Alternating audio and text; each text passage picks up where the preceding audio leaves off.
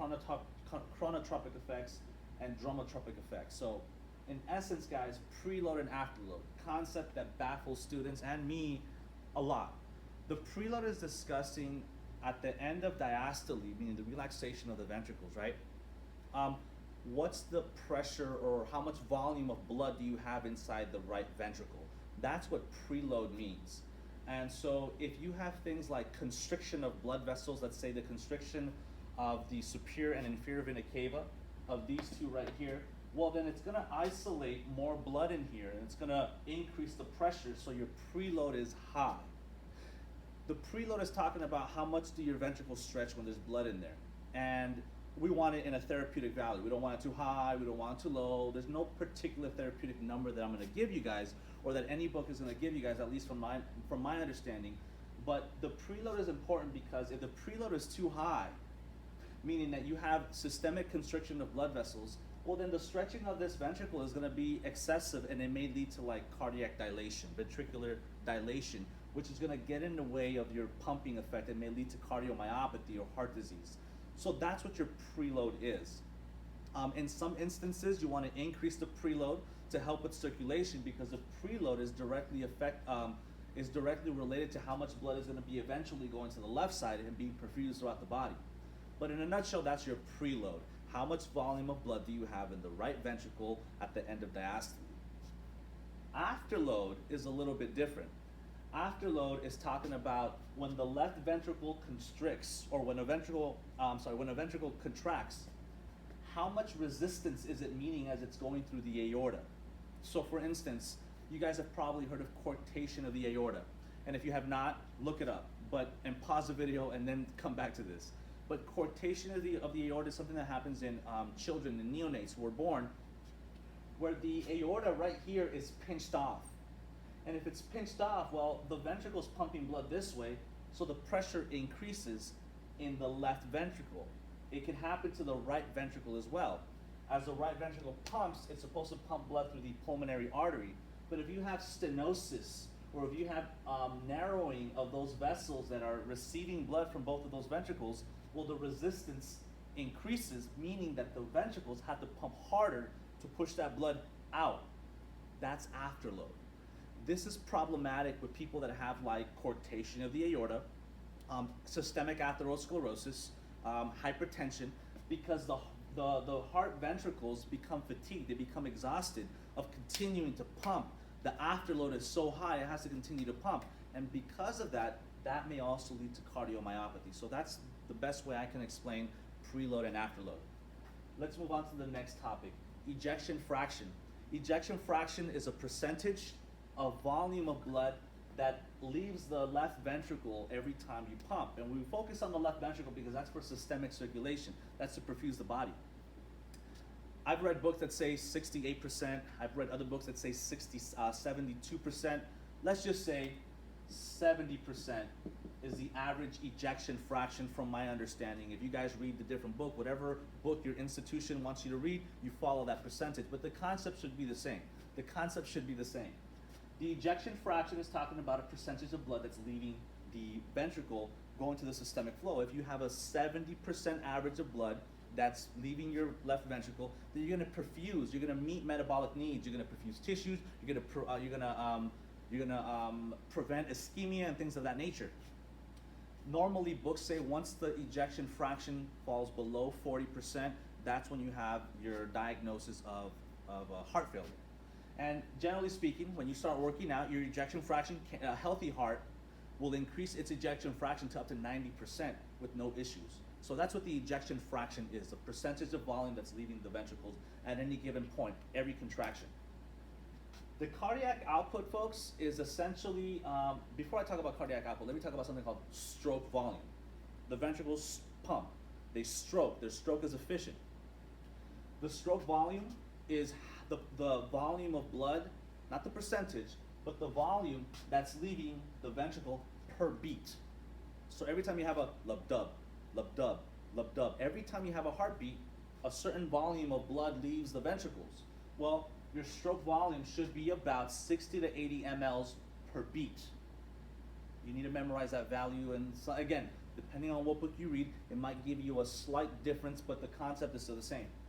Now, the cardiac output is asking us how much volume is being ejected out of the ventricle in a full minute. Not per beat, but in a full minute. So your cardiac output, generally speaking, the book says it's about 5 liters per minute. And the formula to figure out what the cardiac output is you get the heart rate in a minute, and you multiply it by the stroke volume, which usually is somewhere between 60 and 80 mLs per beat, and that gives you your cardiac output. The next topic is Starling's law. Starling's law for me is stupid because it's very obvious that the myocytes, or the muscles inside the ventricles, the more they stretch, the more they recoil, the more they're gonna pump and eject blood out the ventricles. That's what Starling's law indicates. It says that it's obvious that the more the ventricular muscles stretch, the more volume they're gonna be ejecting. And the cool thing about Starling's law, or something you guys should understand, is that it matches the venous return. So if your ventricles stretch out just a little bit, then they're only gonna be pulling in a little bit of blood. But if they stretch out a lot and pump out a lot of blood, well, when the blood returns back to the ventricles, it's gonna be more volume. That's in essence Starling's law. An inotropic effect is talking about a sympathetic effect that the heart has.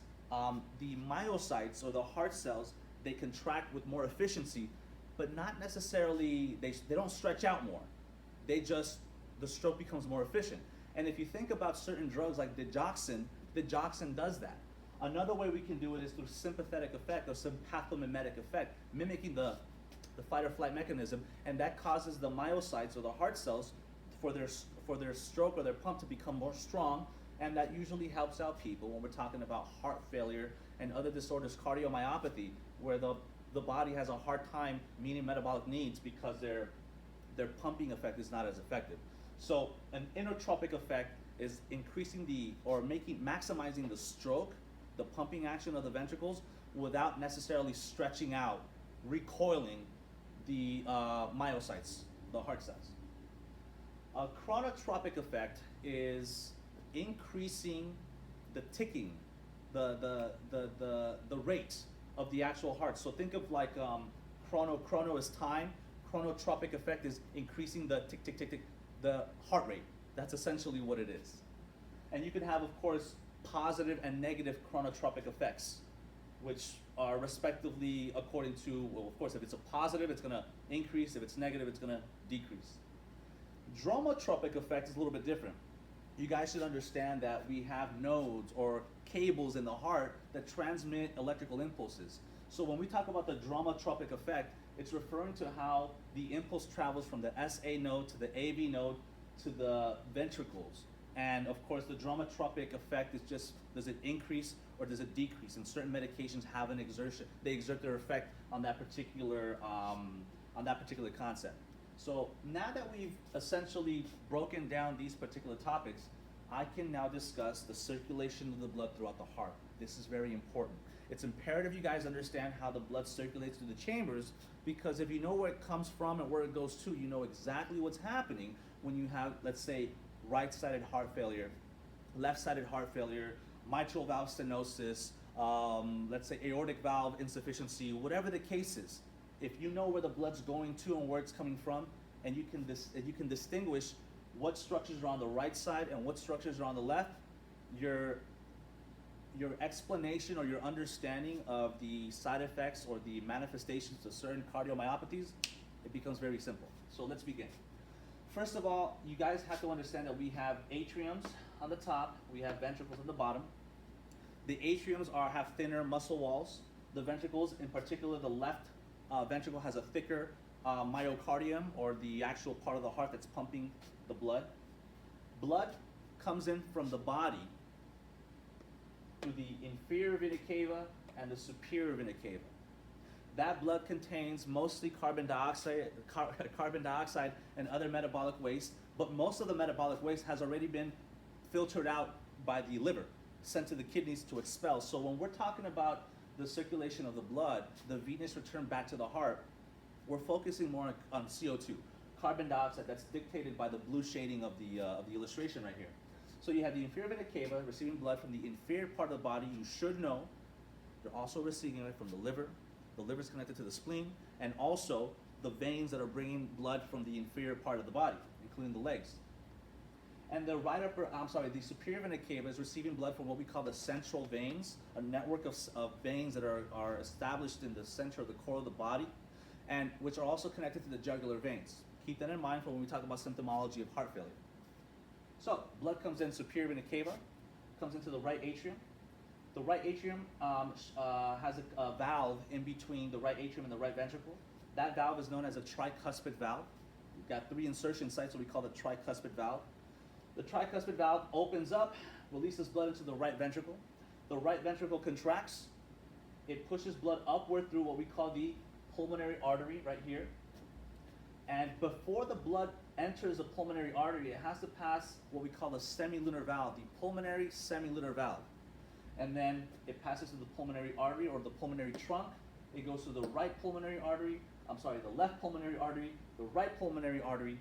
It goes to the lungs, it gets rid of carbon dioxide, and it picks up oxygen. That's called gas exchange. That's essentially what's happening at the lungs. Once your lungs, your vessels get rid of CO2, we bring in oxygen. And now it's represented via the pulmonary veins. The red now represents oxygenated blood. Remember that in the lungs, normally the blood vessels are not called what you would call them in the systemic circulation. For instance, my femoral artery contains oxygenated blood, but my pulmonary artery contains deoxygenated blood, and that's very important for you guys to know so there's no confusion. So when it comes to the lungs, if it has pulmonary in front of it and it has the suffix of a vessel, whatever the vessel represents in the systemic flow, the oxygenation or lack of is the opposite in the lungs. For example, but pulmonary vein, the veins in the systemic circulation usually carry deoxygenated or unoxygenated blood, right? Well, in this case, since it has the word pulmonary in front of it, it actually carries oxygenated blood, but only in the lungs, only if it's got the pulmonary before the actual vessel. And the pulmonary artery, in contrast, in the systemic circulation, arteries can carry oxygenated blood, but in the lungs, pulmonary artery contains deoxygenated blood, guys. So make sure you guys remember that. So, right ventricle pumps blood through the pulmonary semilunar valve, pulmonary trunk, left and right pulmonary arteries. Gas exchange occurs. We bring back oxygenated blood via the pulmonary veins. They go behind the heart and they dump their oxygenated blood in sinuses of the left atrium. Now the left atrium gets filled with oxygenated blood. The atrius contract. Now the bicuspid or the mitral valve opens. It allows the release of blood into the left ventricle. Then the left ventricle pumps and it pushes blood via the aortic semilunar valve. The aortic semilunar valve opens, it receives the blood, it goes through the aortic arch, and it becomes your systemic flow. That is the circulation. I'll say it one more time. The oxygenated blood is received from the superior and inferior vena cava, goes through the right atrium, tricuspid valve, right ventricle, pulmonary semilunar valve, pulmonary trunk, left and right pulmonary arteries, gas exchange at the lungs, comes back to the heart, to the left side of the heart, via the pulmonary veins, oxygenated blood now. Left atrium goes through the mitral or the bicuspid valve. The left ventricle receives that blood now. It's oxygenated. It pushes it through the aortic semilunar valve, through the aorta, and it becomes a systemic flow. It's very important for you guys to understand those concepts. If you understand where the blood is coming from, and you know where it's going to, you know the symptoms of any particular myocardial issues or any heart issues. So, with that being said, let's also discuss the nodes, the cable network of the heart that allows the electrical impulses to travel throughout and allow for that actual contraction. So if you guys discussed before, like potassium, we need potassium for the heart and this and that, well, this is exactly what we need it for. If you have the adequate amount of potassium, it will generate the electrical impulse sufficient enough to spark the SA node to send off its signal, its electrical impulse. The SA node is known as the heart's pacemaker, and then generally speaking, it can maintain a heart rate, normal, 60 to 100 beats per minute. The electrical impulse fires off from there. It goes in through the AV node or the atrioventricular node. You also have some nodes that extend to the left atrium. They're called the intraatrial nodes. I'm not going to illustrate them because it's going to mess up my beautiful drawing right here. but just understand that's how the atria contracts simultaneously. Then we have the impulse that goes into the AV node.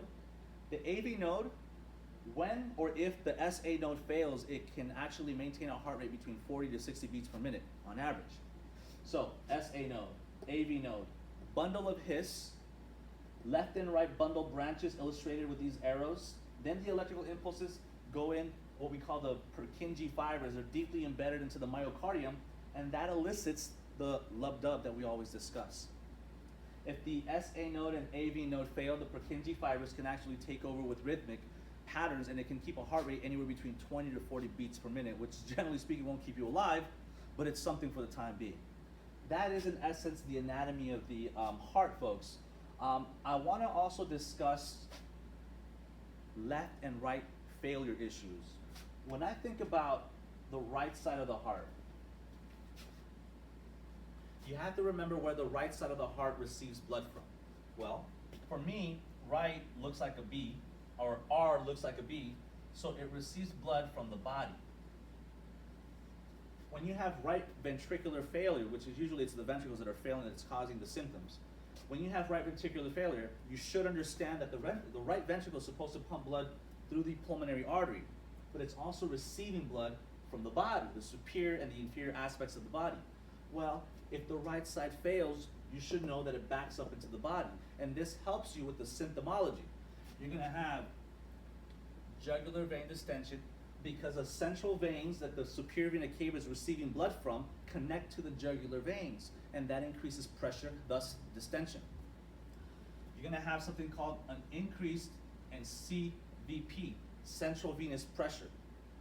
Generally speaking, the pressure in the central veins is measured just like blood pressure is measured, millimeters per mercury. But of course, in the arterial circulation, you have a systolic and a diastolic. In veins, you don't have that. You just have one measurement, one number. And the millimeters of mercury for the central vein should be less than 10. If it's more than 10, that means that there's potential for heart failure. When you talk about right-sided heart failure, you should also come to the conclusion that the right side, in particular the inferior vena cava, is receiving blood from the liver. This is why when people suffer from right-sided heart failure, it goes back to the liver, causing slight hepatomegaly, and then it backs up into the lower extremities, and that's where you get your dependent edema. So if you understand that concept, it's going to help you guys memorize or understand where the blood actually backs up to. Right side, R reminds me of B, B for body, and you have your symptoms right there. On the contrary, when your left side is failing, the body, the left side of the heart receives blood from where? From the lungs. So if the left side begins to fail, first of all, it doesn't matter if you have right or left-sided heart failure, you're going to have fatigue, because you should understand where the ventricles send blood to. This sends it to the lungs. This sends it to the systemic flow. If your heart's failing, you're not picking up enough oxygen, and you're not perfusing enough tissue. So fatigue, it doesn't matter if it's left or right. You're going to have fatigue. But to be specific, to really specify the main symptoms, when the left side fails, L reminds me of lungs, it backs up into the lungs. All your signs and symptoms are associated with pulmonary deficiencies or pulmonary issues. So you're going to have hemoptysis, which is coughing up bloody sputum. You're going to have orthopnea, the inability to breathe as you're laying flat because you have pulmonary congestion. You're going to have crackles. You're going to have something called paradoxical nocturnal dyspnea or paroxysmal nocturnal dyspnea, meaning when someone's heart is failing, it doesn't just fail all of a sudden from one day to the next. Little by little, it begins to fail, and the patient experiences these sensations or these episodes that they feel like they're drowning while they're sleeping, because the left side suddenly fails little by little, and it regurgitates blood back to the lungs, and it feels like the patient's drowning. That's paroxysmal nocturnal dyspnea.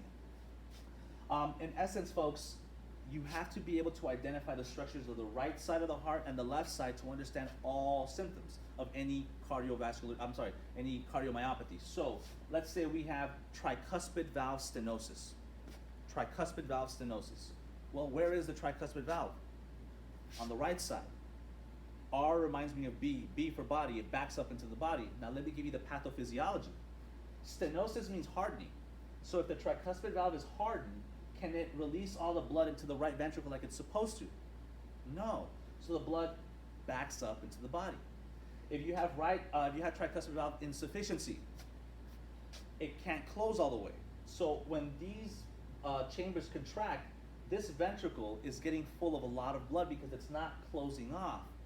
And when this ventricle contracts in insufficiencies, in tricuspid valve insufficiency, the blood also backs up into the right atrium, which again, it's on the right side of the body.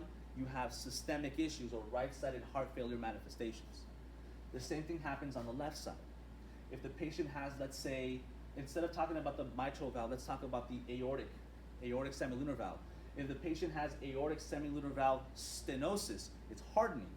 So when the left ventricle pumps, can it push all the blood through the aortic systemic circulation? No. It starts backing up, and since the aortic semilunar valve is on the left side, it represents or it manifests symptoms that are associated with left-sided heart failure. Hopefully that gives you guys insight into any type of like cardiomyopathy, things like that. These concepts are really important, but just for concepts. You're not going to get a question on the NCLEX that asks you about Starling's law, at least I don't think so. But remember the concepts, folks, because that's going to help you or give you insight into how you're going to answer these questions. If a patient has lung issues or left-sided heart issues, you have to keep that patient's head of the bed up. If the patient has right-sided issues, you have to keep the extremities elevated to promote venous return. When the heart is failing, it's important for you guys to know that we're going to be starting to include some of these elements in here. We're going to give inotropic agents, such as, let's say, digoxin. And digoxin helps the myocardial sites contract more efficiently, which helps with increasing the cardiac output. And if the cardiac output increases, then we have better systemic circulation. If we have better systemic circulation, we have better perfusion of the tissues and all around a well-being of the patient. So that's the cardiovascular system, folks. I hope that helps out a little bit. Remember to tell your buddies about NCLEX.solve. Follow me on YouTube as well. Thank you.